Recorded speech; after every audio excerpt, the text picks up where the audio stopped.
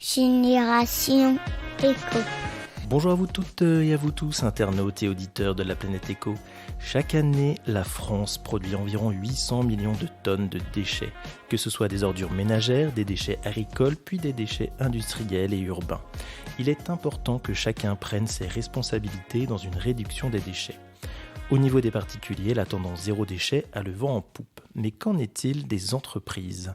Pour échanger sur le sujet, je reçois Anouk Tarot, Inès Pérez et Laurent Hamon de l'entreprise We Green Up à Angers qui œuvre dans la prévention et la gestion des déchets en entreprise.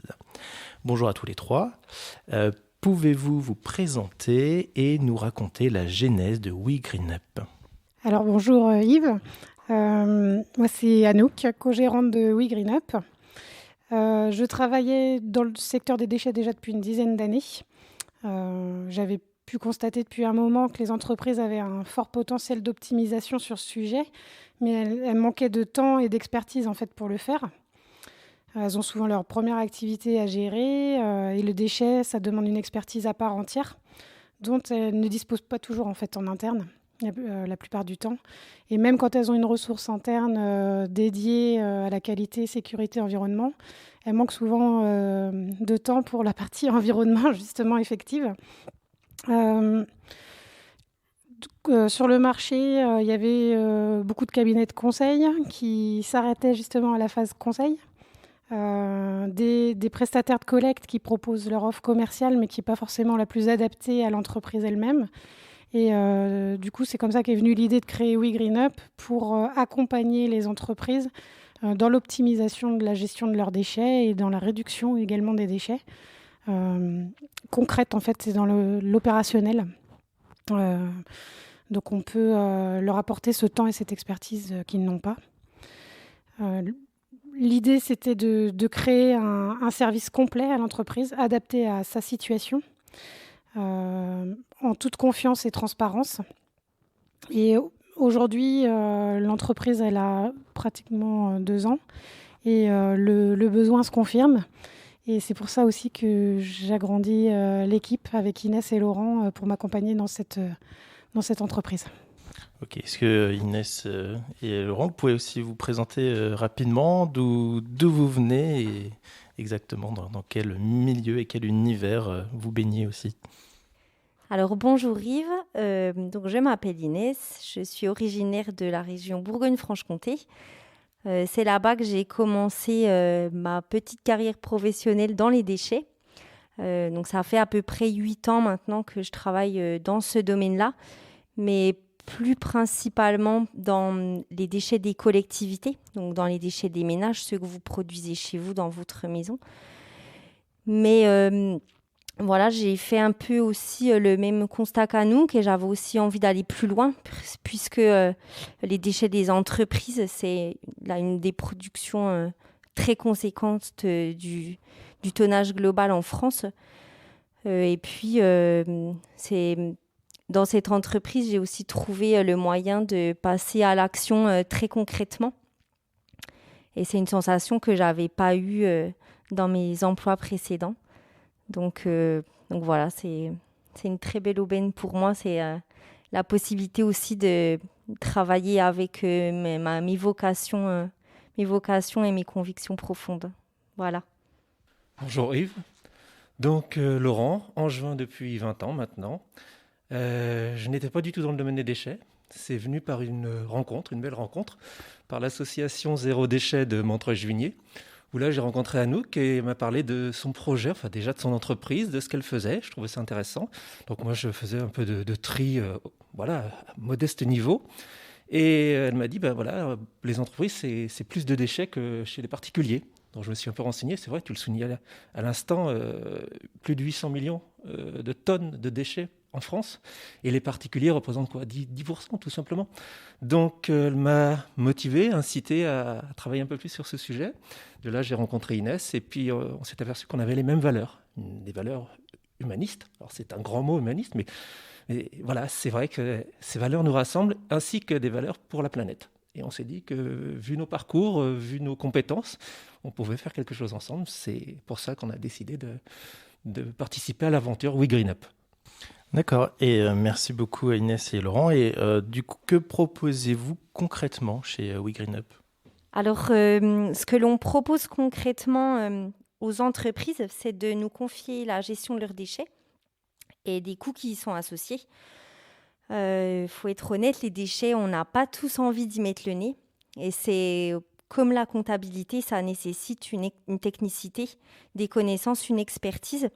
Donc très concrètement, dans un premier temps, on va se rendre dans l'entreprise, effectuer un audit du site, voir les types de déchets qui sont produits, ce qui est déjà valorisé, les habitudes en termes de tri des déchets, les coûts qui sont associés également.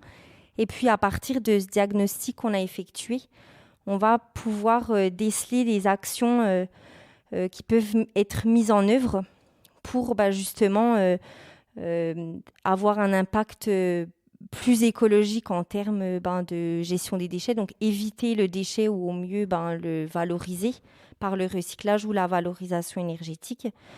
Et puis également des solutions, des actions qui vont avoir un impact positif sur l'aspect social dans l'entreprise.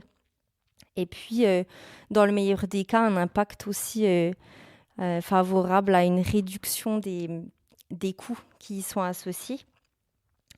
Et puis, donc ensuite, ce qu'on propose également en parallèle, c'est vraiment que les entreprises puissent nous confier sur le long terme la gestion de leurs déchets via un abonnement. Donc là, on va suivre de manière durable les choses, toujours veiller à ce que l'entreprise, réglementairement parlant, en termes de déchets, elle soit bien dans les clous et puis continuer toujours sur le long terme à aller chercher les solutions pour valoriser plus de matière dans l'entreprise et puis toujours optimiser plus la gestion des déchets sur le site. Oui, effectivement, c'est quand même un sujet qui, d'apparence, n'est pas très sexy. Quand on pense aux déchets, on pense à ces poubelles, on pense à tout ça. Alors justement, pour revenir au niveau réglementaire, les exigences en matière de prévention et de gestion des déchets sont de plus en plus drastiques. Comment vous arrivez à accompagner les entreprises de ce point de vue purement juridique ? Alors, dans l'accompagnement qu'on propose, le respect de la réglementation, c'est une priorité. Les règles, elles sont de plus en plus drastiques, mais il faut savoir aussi que même les règles qui existent depuis longtemps sont loin d'être appliquées. Donc nous, on a ce devoir d'information sur la réglementation de tous nos clients. Et on les accompagne tout simplement dans la mise en œuvre des actions réglementaires qui ne sont pas encore en place dans leur entreprise. Pour certaines actions, elles peuvent aussi nous sous-traiter en fait une partie du suivi réglementaire. Je prends l'exemple du registre des déchets des entreprises qui est obligatoire depuis 1992 pour les déchets dangereux et 2012 pour les déchets non dangereux et qui n'existe pas dans à peu près 70-80% des entreprises. Donc on peut s'occuper de ça pour elles. Et ça nous sert de toute façon aussi à mesurer les actions d'optimisation qu'on met en place dans les établissements. Oui, d'accord. Effectivement, je ne pensais pas qu'il y avait... Enfin, on sait qu'il y a des réglementations qui datent depuis longtemps, mais alors là, effectivement, celle-ci date depuis presque 30 ans. Oui. C'est vrai que c'est assez impressionnant.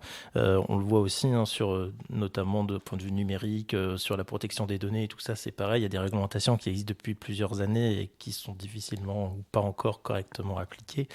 Alors, on sait que donc vous allez vous adresser aux dirigeants des entreprises, mais pour pouvoir faire ce genre de travail, c'est vrai que il faut réussir à avoir l'adhésion des salariés, parce que si on n'a pas l'adhésion des salariés, ça peut être aussi compliqué de mettre en place ce genre de choses. Quels sont les leviers? Comment vous arrivez à embarquer tout le monde dans cette gestion des déchets? On embarque tout le monde déjà en impliquant tout le monde. C'est-à-dire que dès le diagnostic, on va rencontrer les salariés, on va échanger avec eux sur leur poste de travail. Ils vont nous dire leurs problématiques ou pas, et on va surtout apprendre à les connaître. Une fois qu'on sait ça, bien, on va les impliquer sur les solutions éventuelles. Une fois que les solutions sont basées, on va les tester ensemble. On parle d'intelligence collective. J'aime beaucoup ce mot-là, l'intelligence collective, parce que vraiment, c'est à l'image de la planète. La planète est une intelligence collective. Et bien là, on applique au sein de l'entreprise cette intelligence collective. Donc, on s'aperçoit aussi que souvent, ces salariés, eh bien, ce travail de gestion de déchets, ils le font déjà chez eux. Donc, ils se donnent, en fin de compte, une prolongation de ce qu'ils font chez eux dans l'entreprise. Ils se disent, voilà, ça a du sens aussi. L'emploi que je fais participe à une amélioration de la qualité environnementale. Donc, tous ces facteurs cumulés font qu'on travaille en harmonie et en bonne intelligence. Alors, les solutions ne sont pas figées. Elles évoluent avec le temps. Mais comme la planète évolue, on est toujours dans cette dynamique de mouvement et d'avancer ensemble. Ouais, effectivement. Un complément d'information, oui, Anouk ? Non, oui, c'est ce que je voulais dire justement sur l'expérimentation. Comme disait Laurent, exactement. C'est important de tester certaines pratiques. On n'a pas toujours la solution tout de suite. Et c'est l'intérêt de notre service aussi, c'est d'avoir un côté sur mesure qui permet de s'adapter. On peut, par exemple, tester un modèle de contenant à tel endroit avec tel salarié et le faire évoluer en fonction du test avant d'élargir à l'ensemble de l'entreprise, par exemple. Donc c'est vraiment en collaboration avec les salariés et les dirigeants. Oui, et finalement, on se rend compte que c'est tout le temps... ça bouge, effectivement, hein, comme le disait Laurent, hein, c'est tout le temps en train de bouger, tout le temps en mouvance. Donc, il faut savoir s'adapter aussi au quotidien, finalement. Oui, c'est aussi pour ajouter à l'intérêt de notre suivi qu'on propose en forme d'abonnement pour ceux qui le veulent, c'est qu'il y a toujours des évolutions. Et notamment, on accompagne aussi nos clients dans la mise en œuvre d'actions de réemploi des matières. Donc ça va au-delà du simple tri de la poubelle. C'est aussi se dire, cette matière-là, aujourd'hui, elle n'a pas de valeur dans mon entreprise. Elle est jetée aux déchets ultimes. Est-ce qu'il n'y a pas un acteur autour de moi qui pourrait s'en resservir de cette matière pour faire autre chose ? Alors cette solution-là, on ne l'a pas toujours dans l'immédiat au moment du diagnostic. Par contre, régulièrement, au gré des rencontres des clients, on trouve des solutions au fur et à mesure. Et ce suivi permanent qu'on a avec eux nous permet de les connecter ensemble et de créer des synergies aussi entre les entreprises. Oui, donc c'est vraiment tout un écosystème très complet, hein, finalement, que vous êtes en train de mettre en place. Alors j'ai une question récurrente dans mon podcast, généralement, c'est est-ce que vous pensez que les futures générations auront une fibre un peu éco ? Alors on peut mettre ce qu'on veut derrière éco, mais... Alors ça, on en est convaincus. Par expérience, en fait, le fait d'être depuis des années dans ce domaine-là, moi j'ai pu voir l'évolution des générations. J'ai commencé comme Inès aussi par des emplois de ce qu'on appelait ambassadeurs du tri, où on sensibilisait dans les écoles les enfants. Le tri des poubelles dans les foyers, ça date juste d'avant les années 2000, hein, c'est très très récent. Et du coup, il n'y a pas encore eu une génération complète dans les pratiques, mais par contre, les enfants qui commencent à être arrivés sur le marché du travail aujourd'hui sont des gens qui ont commencé à être sensibilisés plus jeunes, qui sont nés avec ça. Donc je pense que pour ce sujet-là, il n'y a pas de souci. Sur tout ce qui est réduction des déchets, on entend beaucoup démarches ZD, c'est vraiment d'actualité, mais ça a à peine 10 ans, la réduction des déchets, et dans les entreprises encore moins. Donc on est vraiment dans un système qui ne demande qu'à se développer, en fait. Et donc là-dessus, je pense que les générations, elles auront beaucoup plus les automatismes que nous. Et comme on disait ensemble, on espère que c'est la fin avec ces générations de la benne fourre-tout dans les entreprises et qu'il y ait vraiment un automatisme de valorisation et redonner de la valeur aux matières. Comment on peut vous contacter, WeGreenUp ? On a un site internet, donc www.wegreenup.fr, sur lequel on retrouve nos coordonnées. Et puis sinon par mail, c'est très simple, c'est au choix si on veut contacter Laurent, Inès ou Anouk, c'est notre prénom avec @wegreenup.fr. Ok, parfait. Eh bien, merci beaucoup pour cette interview et puis longue vie à WeGreenUp. Merci.